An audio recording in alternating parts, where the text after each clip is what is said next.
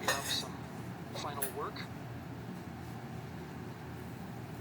And once that's completed, you'll hear NASA Test Director Jeff Spaulding ask for the ground launch sequencer operator to go ahead and start the clock.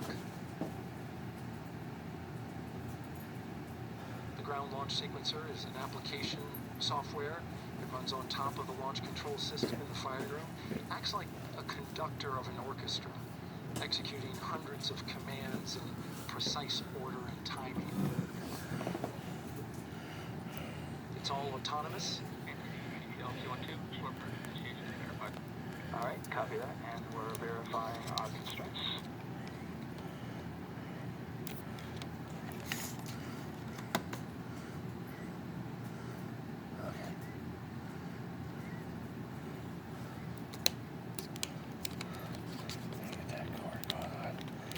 All right, and we're clear for cutouts. And with that, we're going to resume the clock momentarily. And CGLS, you can resume the clock on your mark. GLS copies. 3, 2, 1, mark. GLS mainline has been initiated. T-minus 10 minutes and counting.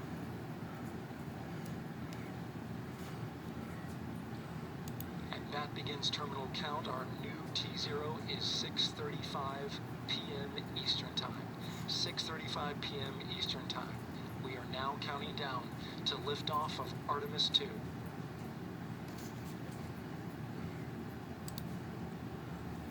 From now on, you're going to hear two voices on the loops. If everything goes nominally, NASA Test Director Jeff Spaulding, who's directly managing the launch team, and Alex Mendelos, the GLS operator who closely monitors the software. He has the ability to stop and restart the countdown.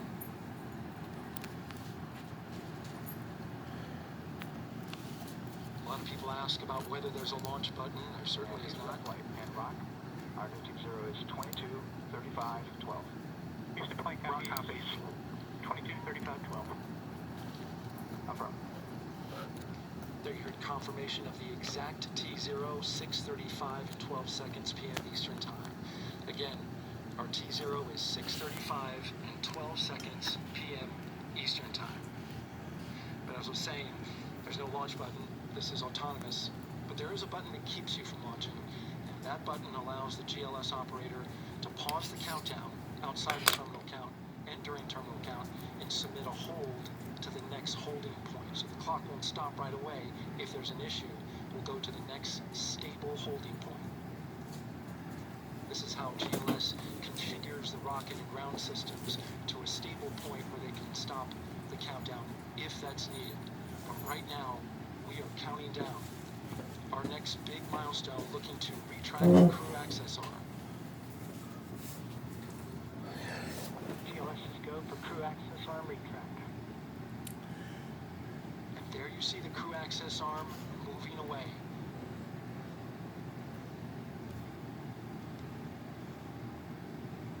That's the path that the astronauts took to ingress into the rocket.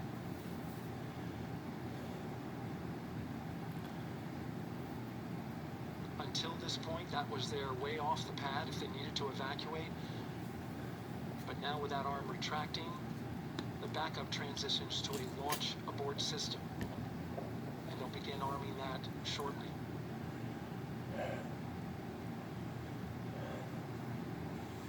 Of course, the launch abort system, great shot there of the crew access arm retracting away. The launch abort system is the tower at the top. And that's what would pull Orion and its crew off the top of the rocket in case of an emergency, whether it's on the ground or in flight. This is critical safety hardware that protects the lives of the astronauts.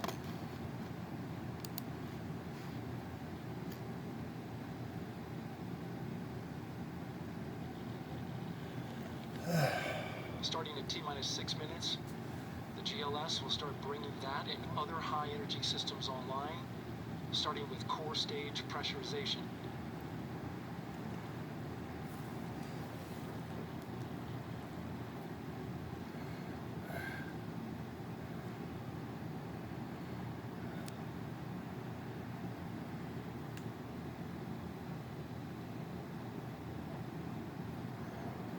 weather is 90% go. The range is go. All systems are go.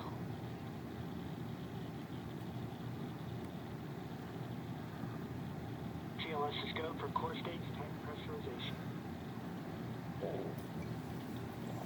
That means the replenish valve for the liquid hydrogen tank has now closed, and that tank is beginning to pressurize to flight levels because that hydrogen is naturally boiling inside the tank. We'll get the liquid oxygen tank a little later in the count. Now the team is waiting for verification that, if needed, the Artemis 2 crew could use the launch abort system to pull Orion safely off the top of the rocket in an emergency. Let's listen in for that call. GLS verifies last capability available. CBR, you copy? CBR copies, last available. That's great news, and you heard the NTD verify that with the commander of the mission. GLS is go for FTS on. Now work is being done to arm the flight termination system. This is so the range safety can send a flight termination command if the rocket flies too far off track.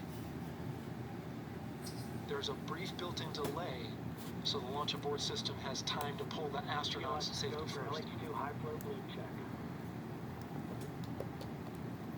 All right, the high flow bleed check.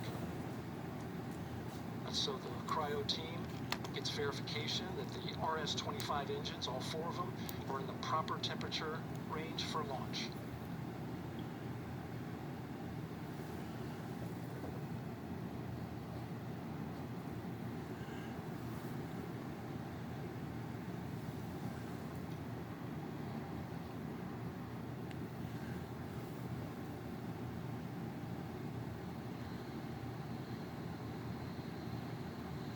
GLS is go for core stage APU start.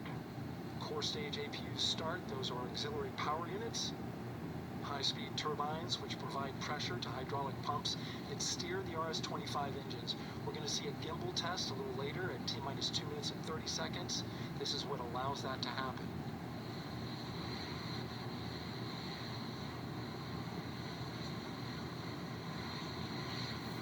Coming up in about 20 seconds, we're listening for go for purge sequence 4. That's a helium purge of the 4 core stage engines downstream of the propellant valve. This gets all the air and moisture out of there.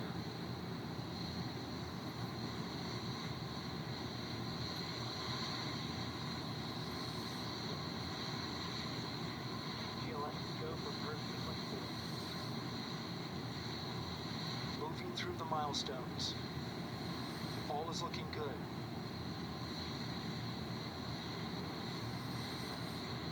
Coming up in just a few seconds, we're going to get that thrust vector control actuator test. This is a gimbling of the engines.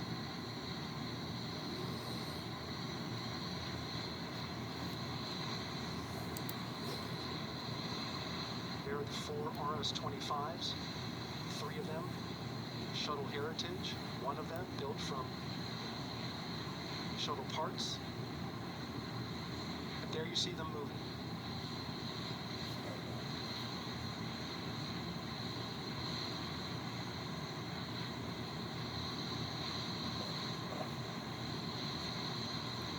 Now we're going to start moving the power from both the upper stage and the lower stage of the rocket to internal, taking ground power away and now going to battery power.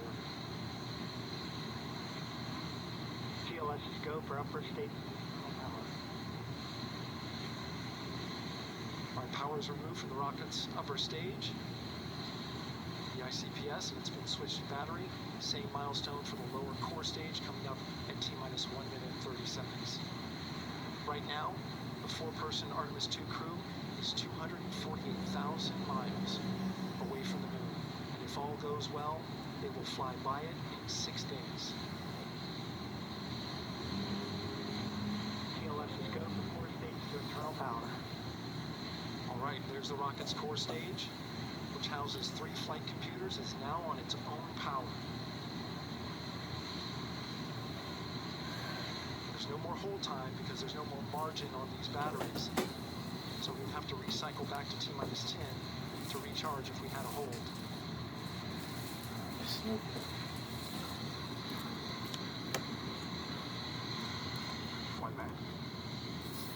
Right now, the rocket does not know what the T0 is, but coming up at T-minus 33 seconds, control shifts from the ground launch sequencer to the rocket's onboard autonomous launch sequencer, or ALS. The rocket will count itself down, but honor any holds that could come from the ground. Now, shortly after liftoff, Houston will take control of the rocket, and my colleague Gary Jordan will take over commentary. GLS, go for ALS. Great call out. The rocket is on its own, 4 brave explorers ready to ride the most powerful rocket NASA has ever launched. Sound suppression water is flowing. And here we go. 10, 9, 8, 7, RS-25 engines lit. 4, 3, 2, 1. Booster ignition. And liftoff. The crew of Artemis 2 now bound for the moon. Humanity's next great voyage begins. Good roll pitch. Roger, roll pitch. Houston now controlling the flight of integrity on the Artemis 2 mission around the moon. Integrity, AMT high. On time, passing 30 seconds. Integrity passes the ultimate vehicle. Target milestone. Mission Control Houston seeing good performance on the Boeing engines. Space Launch System core stage.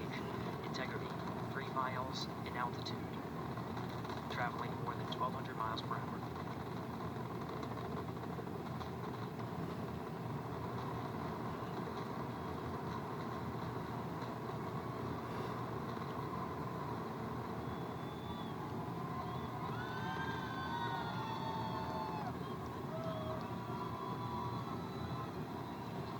Mission elapsed time, passing 1 minute, approaching max Q. On, possibly on. Stan, we have you loud and clear on possibly on.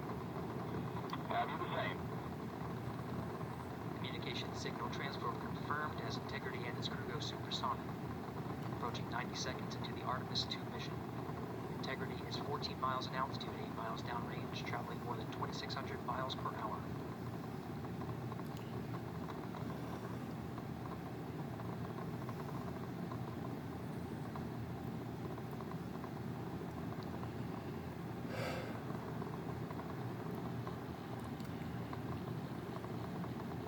Seconds of mission elapsed time, standing by for main engine throttle down to 85% and solid rocket booster separation expected at the 2-minute 9-second mark.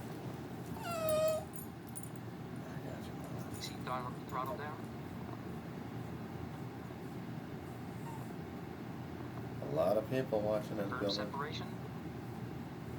Main engine's throttling up, guidance converged. Separate boosters.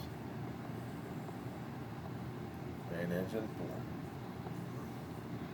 Integrity, guidance converged, performance nominal, upper stage RCS ready. Copy on, Stan. Care routines for solid rockets. Integrity, SM priming complete. SM priming complete. 2 minutes 45 seconds of mission elapsed time into the Artemis 2 mission. Thrusters on Integrity and upper stage confirmed in a ready state ahead of service module fairing separation.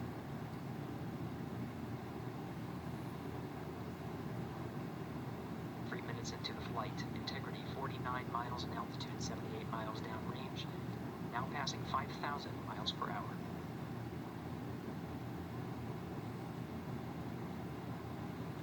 And pieces over there flying up.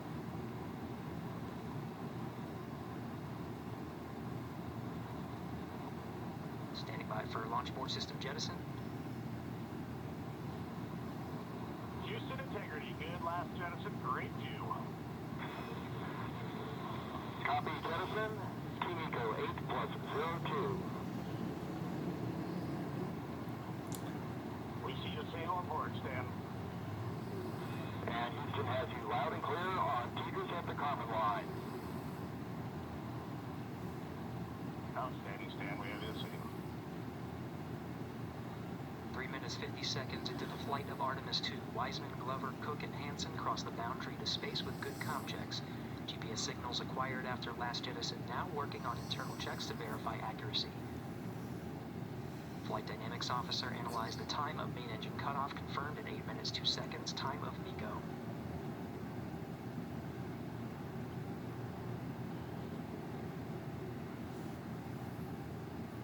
Yeah, she's up. She didn't blow up either.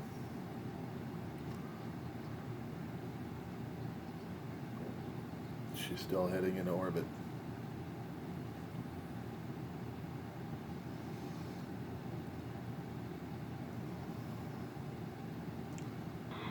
Integrity, GPS processing. Outstanding, Stan. We see the same, and we have a beautiful moonrise. We're headed right at it.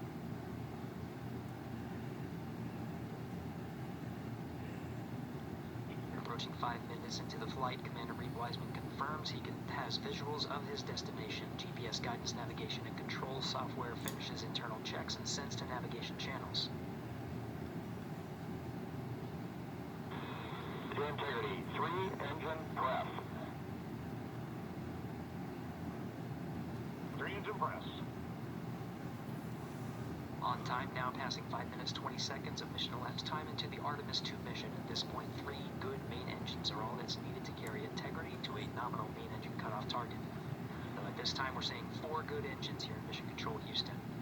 Integrity, 75 miles in altitude, 330 miles downrange, approaching 10,000 miles per hour.